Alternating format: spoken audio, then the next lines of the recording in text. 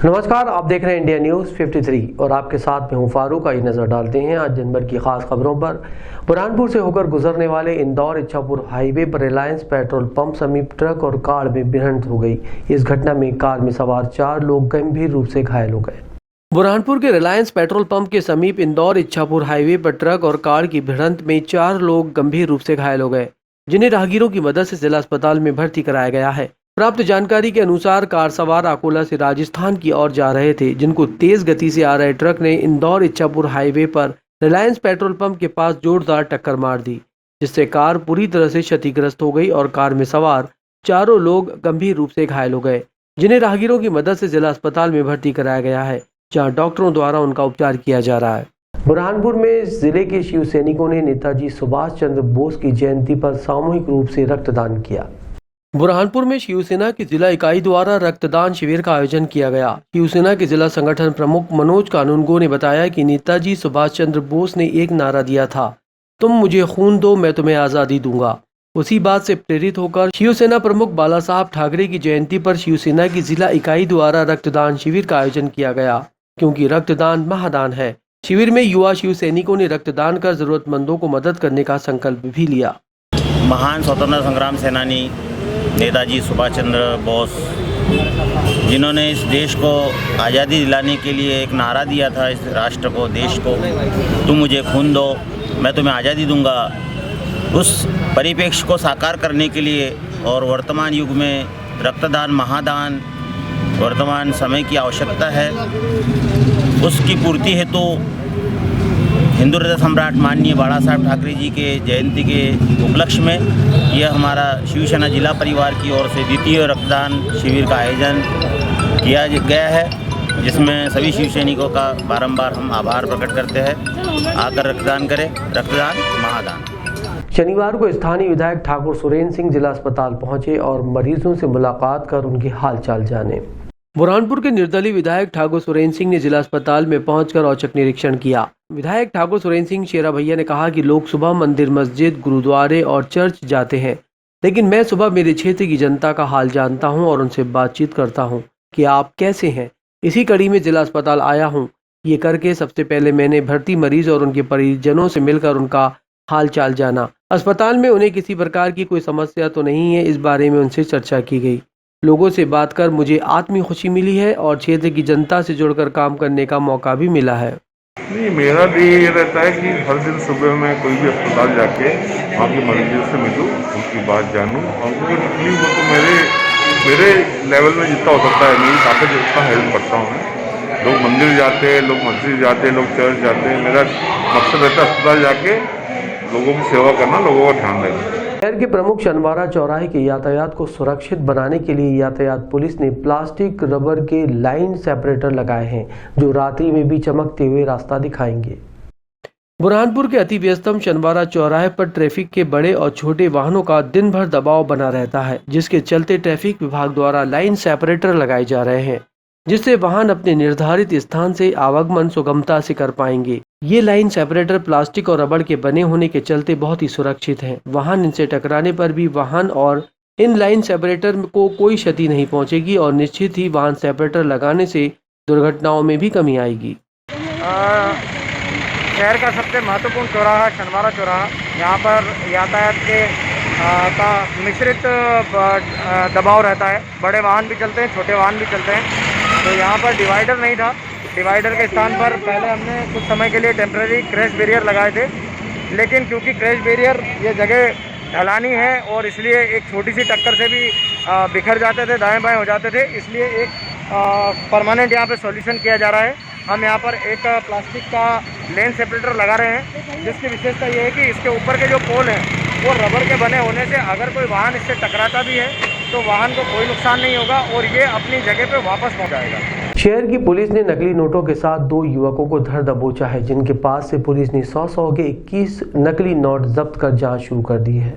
Burhanpur police को 22 जनवरी को मुखबिर द्वारा सूचना मिली कि सिंधी बस्ती चौराहे के पास बहादुरपुर रोड पर मिलन मिठाई वाले के सामने 2 व्यक्ति साथ में खड़े हैं। मिलन मिठाई वाले के सामने पहुंचे तो मुखबिर ने हाथ से इशारा कर वहां खड़े व्यक्तियों को बताया, जहां 2 व्यक्ति खड़े थे। पुलिस अधीक्षक राहुल कुमार लोधा के निर्देशन में गठित टीम द्वारा घेराबंदी कर इन दोनों युवकों को पकड़ा गया, जिनका नाम पता पूछने पर एक ने अपना नाम मोहम्मद सईद पिता मोहम्मद हाशम निवासी सिंधीपुरा, वहीं दूसरे ने अपना नाम खालिद पिता मोहम्मद हाशम निवासी सिंधीपुरा का होना बताया। मोहम्मद सईद के जीन्स की पैंट के दाहिनी जेब से 100 रुपए के 10 नोट कुल 1000 रुपए, मोहम्मद खालिद के दाहिनी पैंट की जेब से 100 के 11 नोट कुल 1100 रुपए मिले, जिन्हें छूकर देखकर पहचान की तो उक्त सभी नोट प्रथम दृष्टया नकली नोट होना पाए गए। नोटों के संबंध में आरोपियों से पूछा गया तो नकली नोट होना आरोपियों द्वारा समक्ष पंचांग स्वीकार किया गया। जो आरोपी मोहम्मद सईद और मोहम्मद खालिद ये जानते हुए कि ये नोट नकली है, उन्हें असली नोट के रूप में बाजार में चलाने के प्रायोजन से अपने कब्जे में रखे थे। आरोपी सईद और खालिद का ये कृत्य अपराध धारा 490 ख 490 ग भारतीय दंड विधान के अंतर्गत दंडनीय अपराध पाए जाने से आरोपी के कब्जे से 100 रुपए के कुल 21 नकली नोट कुल 2100 रुपए जब्त किए जाकर अपराध पंजीबद्ध कर विवेचना में लिया गया। उक्त नकली नोट आरोपियों को कहां से प्राप्त हुए, इसकी जानकारी आरोपियों से प्राप्त की जा रही है। शहर की ब्रजधाम कॉलोनी में शाकंभरी नवरात्रि के चलते श्रीमद् भागवत कथा का आयोजन किया गया है। बुरहानपुर में शाकंभरी नवरात्रि निमित्त ब्रजधाम महाजन कॉलोनी में श्रीमद् भागवत कथा के दूसरे दिन संक्षिप्त महाभारत कथा का वाचन किया गया, जिसमें कथावाचक परम पूज्य दीदी मां ममता दीदी व्यास ने अपने मुखारविंद से श्रद्धालुओं को भागवत कथा का रसपान कराया। शनिवार की दोपहर ब्रजधाम महाजन कॉलोनी में श्रीमद् भागवत सत्संग ज्ञान महोत्सव के दूसरे दिन संक्षिप्त महाभारत कथा और देवदूती दर्शन को श्रद्धालुओं ने सुना। दीदी मां ने व्यासपीठ से कहा कि जीते जी मन को काबू करने वाले को ही मोक्ष की प्राप्ति होती है।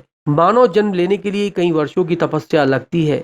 जिस तरह हम अपने शरीर को साफ स्वच्छ रखने के लिए हम रोज नहाते हैं, उसी प्रकार शरीर के आंतरिक मन मस्तिष्क के लिए ईश्वर की आराधना जरूरी है। जिसके जीवन में गुरु होता है उसके पास सब कुछ होता है। वहीं कथावाचक दीदी मां ने अपने मुखारविंद से उपस्थित श्रद्धालुओं को संगीतमय भागवत कथा के साथ ही भक्ति गीतों से ओतप्रोत किया। इस दौरान बड़ी संख्या में श्रद्धालु मौजूद रहे। खंडवा जिले के ग्रामीण इलाके में दीवार गिरने से 2 लोगों की मौत हो गई। ग्रामीणों ने इलाके में ब्लास्टिंग होने के कारण मकानों के जर्जर होने का आरोप भी लगाया है। खंडवा के किल्लोद थाना क्षेत्र के मकान की दीवार गिरने से भाई बहन की मौत हो गई। किल्लोद के नादिया खेड़ा में यह हादसा हुआ।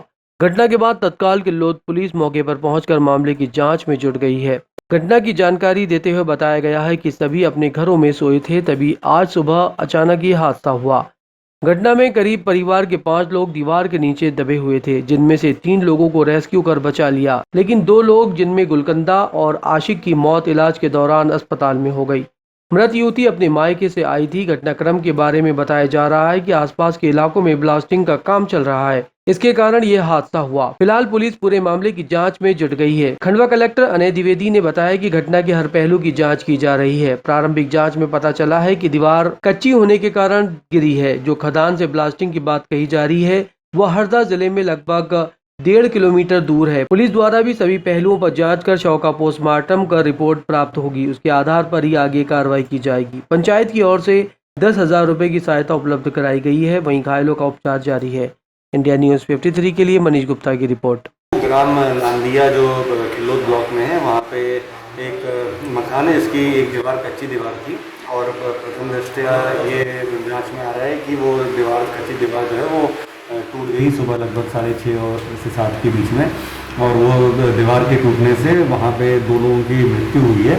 एक का नाम गुलबसा पिता हसीन खान उम्र 22 वर्ष और दूसरे आशिक पिता हसीब खान 15 वर्ष उम्र है।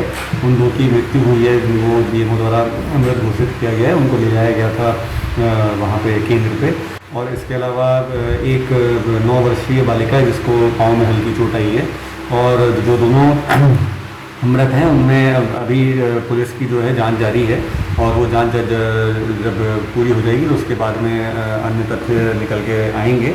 इसमें जो वर्तमान में अंत्येष्टि सहायता जो है 10,000 रुपये वो पंचायत से प्रदाय किए जा रहे हैं।